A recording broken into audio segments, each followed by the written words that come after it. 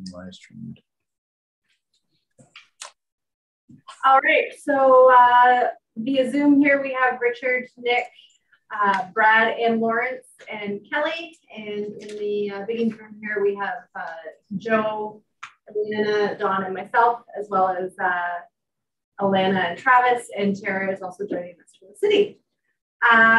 So that brings us to approval of the previous minutes. If everybody had a chance to review the September 29th open board meeting minutes and has any questions or comments, if not, I'll ask for a mover. Joe? And a seconder on those minutes? Kelly? And all in favor of that? Perfect. So declaration of pecuniary interests. If anyone had any conflicts of interest, those forms needed to be submitted. I'm assuming all of that we're good. Okay, fantastic. So I will turn it, Richard, over to you for our financial update.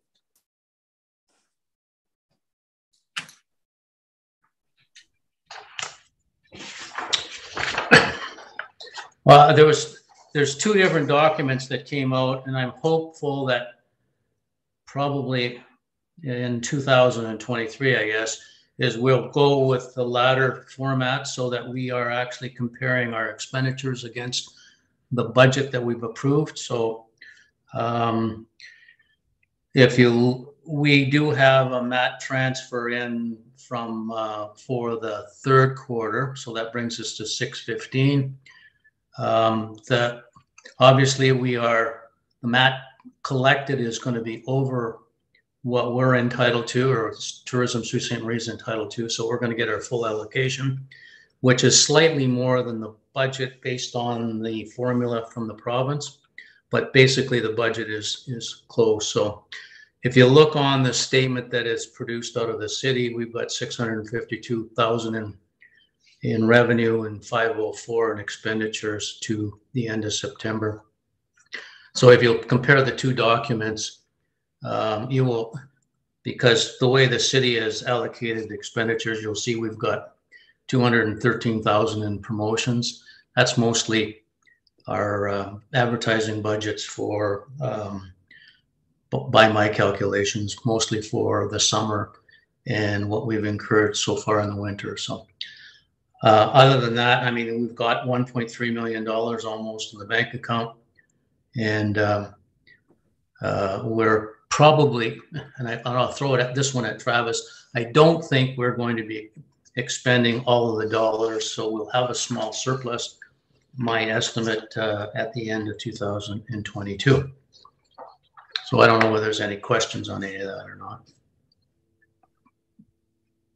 Richard, I think that's accurate. We are still waiting on invoices from Mr. Vanny. We haven't received those, and that would fall under materials and supplies when we do the breakdown. And I don't believe KPMG is provided with their full invoicing yet. So aside from that, you're accurate. Right, just waiting on those, the dollar value. Certainly foresee a small carryover into 2023. Carryover is? Well, it'll depend partly on this meeting.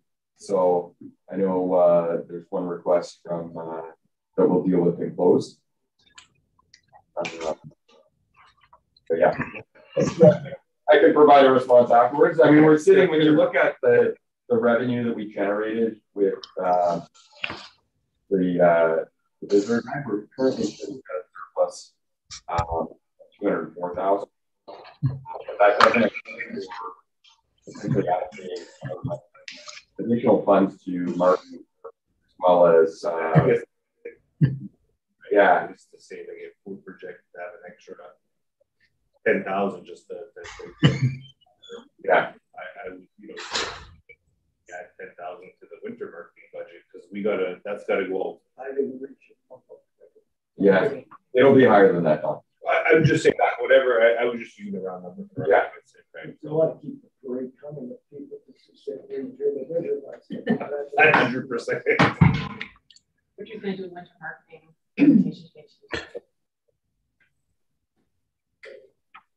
Okay, any other questions or comments to Richard regarding the financial update?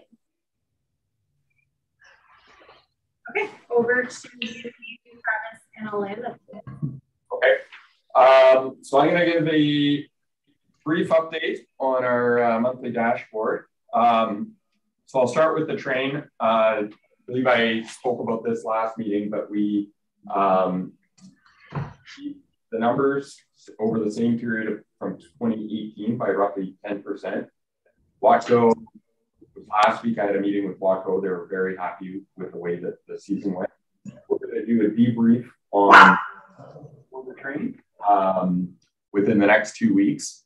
And then we're also in discussions with them on potential improvements for the train for next year. But from a group that was very nervous about operating it to a group that is excited about the future, I think that's a really great sign with Watco. And they're still being very transparent. So a great partner from our perspective.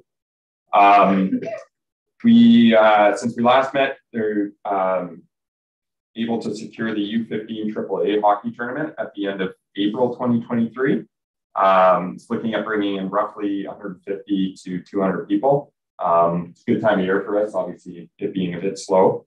And then some positives on Surchmount. So they posted on Facebook yesterday, they've got their Buzzsaw lift, which is their new lift, which is kind of the intermediate lift between the Bunny Hill and the main. That was up and running. They've installed more snow guns on the Goulet lift, and looks like they're going to be in a good position for this year. So we're excited about that. Lastly, I was to provide an update on utilization of the pavilion. So I was able to confirm that between mid-May and the end of August, there was a total of 59 bookings. That's out of 107 days. So that's roughly 55% utilization. I wasn't able to get the specifics on the actual bookings Thursday through Sunday over that period, because I think that's probably one of the most pertinent pieces, but we're continuing to have conversations with the pavilion staff to kind of get a better understanding of what things are looking at like for next year, because they're already receiving some bookings, and where there could be an opportunity to kind of build out some additional programming. And on that waterfront programming, I have been having meetings with some private vendors that could potentially be looking at setting up some summer retail or potentially food services just to help kind of activate the waterfront in that area. We've been having conversations with the private sector about sponsorship for particular events. So it could be, you know, getting a group to put some more money behind the summer concert series to bring in, you know, higher tier bands that would bring more people down. And there's a variety of other events there that we're looking at potentially getting private sector sponsorship. And then tomorrow I have a meeting with the Planning and Recreation Department to look at how we can better activate the south side of Spring Street all the way down to Foster Drive. So that would be Bay Street to Foster Drive, and potentially looking at, you know, could be early days, but it could be, you know, potential food trucks, some public art activation, potential programming, just stuff to kind of bring it, you know, things down there and make it a lot more active along the waterfront, particularly for the tourists that are, you know, on the boardwalk, with the exception of the area beside Montana's, and also coming off the cruise ships. So, yeah, I had to throw it back to you. Right. So, anyways, so that's what we're looking at. And then on the mat collections, I mean, this is phenomenal. Obviously, the hoteliers would know this, but we've, as of the end of August, we're just over $1 million, and we're $15,000 shy of what we collected last year. So we know we've got some big months coming up. Hopefully, we're around the $1.5 million mark. And Richard, I don't know if you've made your projections this year, but that's kind of what I'm hoping for, which would beat our 2019 numbers by a couple of %. I did, and I'm in your same ballpark. So. Okay. And the other you know, tied to that, we had 89.4% occupancy. That's what we were looking at for August. So some really strong numbers there.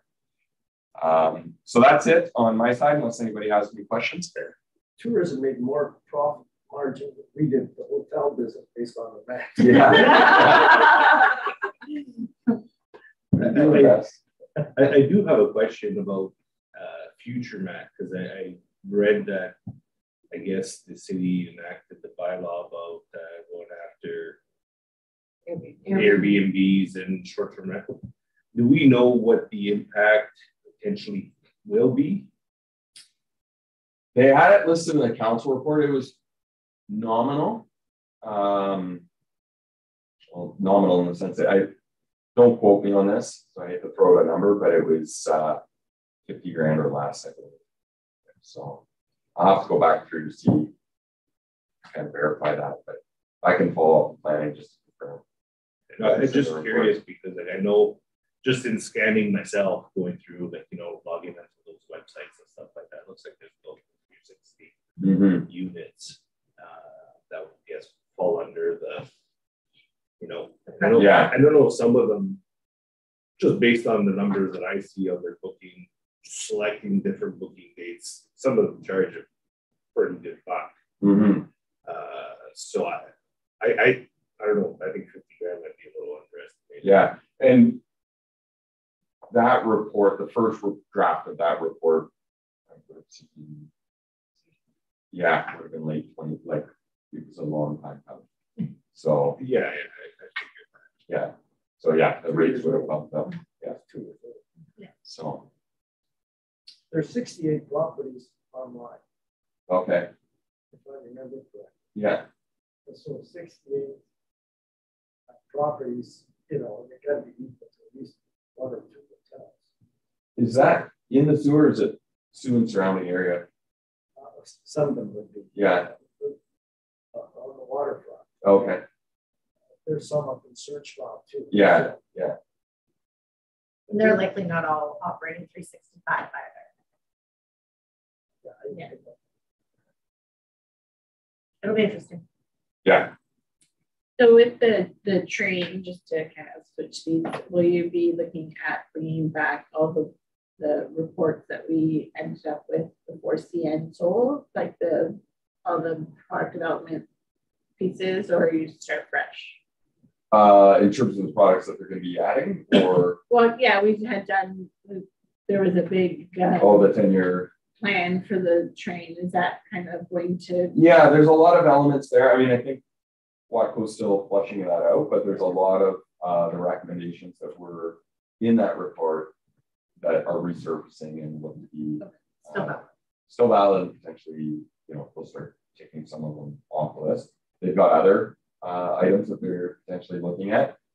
It's all fluid at this point, but I think the message that I would get across is it appears that we've got a very willing partner, one that wants to see that business not only succeed but grow. And we get a lot more information out of them, and it's a lot friendlier. So, yeah. I mean, honestly, one of the positives that I heard was they were getting compliments on their staff. So it means the culture is good, and the staff members bought the VP's coffee, which I think really is testament to the culture that they've, you know, it's top down. And I think that will really be a success for the train. Well, one thing that I would like to put forward in terms of some of the feedback that I've heard, I've mentioned it before when they had meetings with CN and stuff like that. And actually, I just had a conversation with a gentleman just before the end of the season there. I know it's probably a big deal, but I think the feedback that I get is people would like to spend more time out there. Yeah. Yeah. So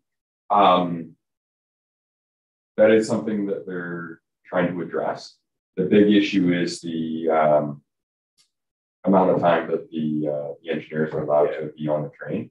So that certainly constrains some of it, but it is something that they're hoping to address. So because that's like consistently everybody was, you know, they speak well of it. They enjoy their experience. They enjoy going out. It's just, it goes, yeah, the train ride back is long because you already spent however long to get there. And then, you know, they feel that they just wish they had more time.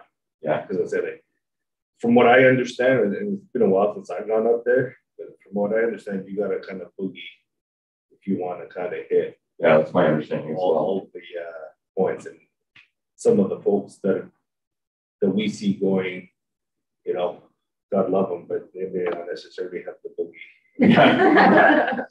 to get going and to be able to see all the things that they can see up there, right? Mm-hmm. So, yeah, absolutely. And food up there. Yeah. So there's a lot of conversation about those items. So I can't speak to whether or not they'll all be addressed or, you know, when they'll be addressed, but there's an acknowledgement that things, you know. I just wanted to put it back forth because I said if you want to have discussion, that's the feedback that I've gotten from the folks that I've talked to. Yeah, that's great.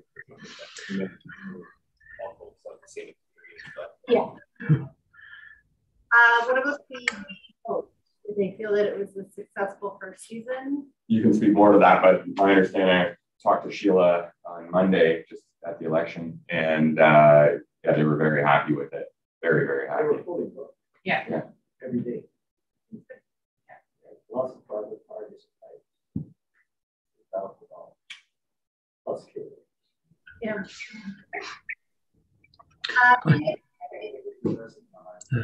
I think it was a product that was definitely lacking in the area and is going to continue to add those visitor days.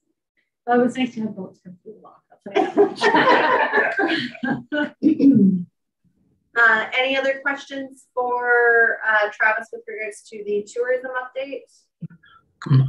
I'd just like to make a comment is we continue to focus, especially on the hoteler side, on how they think the tour train is so important.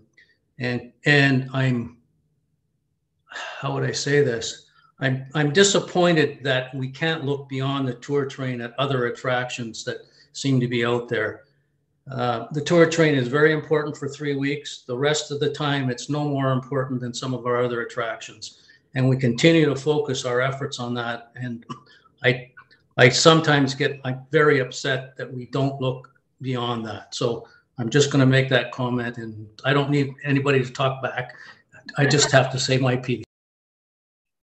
I think we should promote the Bush Plane Museum. I really do. And we don't think of it, Richard, and I don't know why that is the case. I think it's just been so ingrained that the train in Saskatchewan, like they're very big places, right? Like they're all encompassing. So I think that's just the culture. But I agree, Richard, you know, coming from the canal and the stuff that we have going on there, and having worked in that district of the attractions, it is very train focused. But I think we're moving forward with some new stuff too, and maybe trying to break that cycle a little bit. I have never seen any material on Bush Plane in my hotel. They used to have those things, those reverse. No, they had those reverse blinds. I called it because that's what it looked like. And it was nice. I had it in my lobby for years. They're having a hard time hearing anybody at the back. So if you can talk louder, it would be helpful. Get my megaphone. Get your megaphone so that our folks can hear us. Speak up, Don. Tourism Development Fund financial update. Is that separate from our financial? Yeah. Right. Tara, if you want to put up on screen the TDF summary.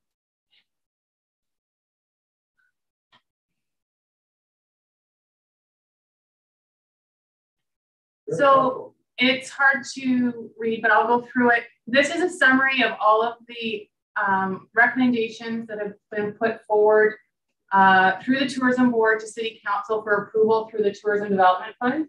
Okay. And this is how we track where the expenditures are at and what areas we've been approving for application. So this is an internal document that we use, but I thought it would be helpful to share based on some of the conversations we've had with the board, just to remind you a little bit of some of the successes and where your recommendations are going to help move forward the sectors for product development and special events. So as of right now, and you'll see the last one, number 24, Hogan's Homestead has not yet gone to City Council for approval. So that one is included in here, but there's a note that it's not final approval. We've put forward recommendations of $475,000 in investment in product development and special events, which I think is really substantial and noteworthy. I'll just remind you with what ones we talked about. NerdCon, we've supported the airport conference, Snowcross, support for film and television, the plaza, the tour boat, Beaver Freezer Marathon, Festival of Beer, Ultra Trail, Stokely Creek, Sioux Finish Nordic Ski Club, that was for the Nordic ski races, Queen Street Cruise, Forest the Canoe Adventure Bus, Poutine Feast, Forestry Conference, Marconi Meets World, the Sudan Hapkido Seminar, Crank the Shield, Skin and Wound Conference, the Beaver Bash at the Bush Plane Museum, Ontario Baseball, and Oktoberfest. So this is just one I wanted you to see a little bit as we head into the new year where we're at with the TDF, and remind you that we currently are sitting right now at about $108,000 in that fund before it gets replenished again for next year. So one of the questions I have that with all this is, have you now gotten your reports back from the, I'm going to focus on the special events side of things, but from the events that we've funded, and are you seeing anything that you can share that way? So the agreements are all updated until December 31st. So they have until Christmas to send the reports, and we've received a good number of them, but not all of them by any stretch. Some of them are trending lower visitation than we would have expected. There's a variety of reasons why, but that is explained in the final report. What I'd like to do is at the end of the year, do a wrap up and a summary of all of the applications once we have all of the information in. There are some that exceeded their expectations. So, you know, we hope that it creates a bit of a balance that way. I'll definitely know more by Christmas once they're required to have their application sent in. And then by once this wraps up, so I feel this is the first full year that we've done this. So will you be reevaluating kind of how you administer the program? I think so. There's definitely been some tweaks already. In the application process, we've revised some of the information that we're requesting a little bit more detail. And then in the follow-up reporting, we've also revised that template just so that it mirrors the exact application form. So they're reporting against the exact same metrics. I think there's definitely an opportunity for conversation around how to improve it. Yeah, so there's two things that I want to say. One, it's a bit more robust in terms of linking the events back to hotel bookings. Yeah. Just so it's front of mind that, you know, your event is, you know, because of the funding is going to draw people in. So we want conversations to be happening prior to the event with hoteliers looking at room bookings, what have you. The other big piece that I think we need to kind of revisit, you know, early next year is identifying some of the bigger events that have a lot of potential.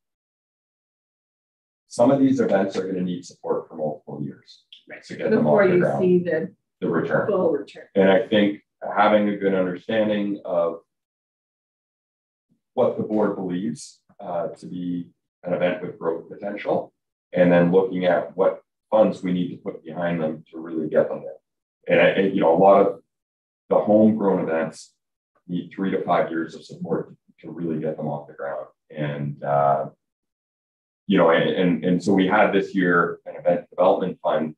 I think kind of, you know, potentially as we revisit the budget, adding more into that, or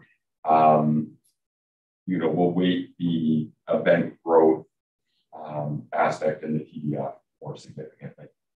Because I don't know that all of these events, it's really fair to Spread that much money. Spread that much money out, and then hypothetically, I'm going to pick on you.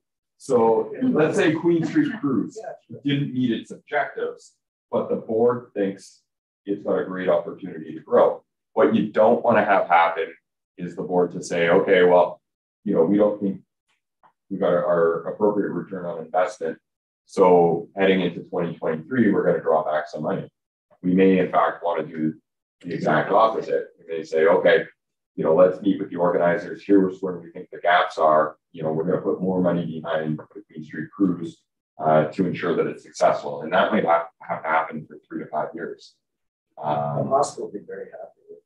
Yeah. So, and Alana's going to speak to that because I think we're looking at that with her presentation that's going to occur later. And I think when you look at other communities and the homegrown events that are successful, it's like they need to have that longevity. For sure. A bit of a runway to get them going. Anyways, I'll shut up. That's it. Jerry, you can take that down. Any other questions regarding the financial update of the Tourism Development Fund? Okay, we will move into closed session here.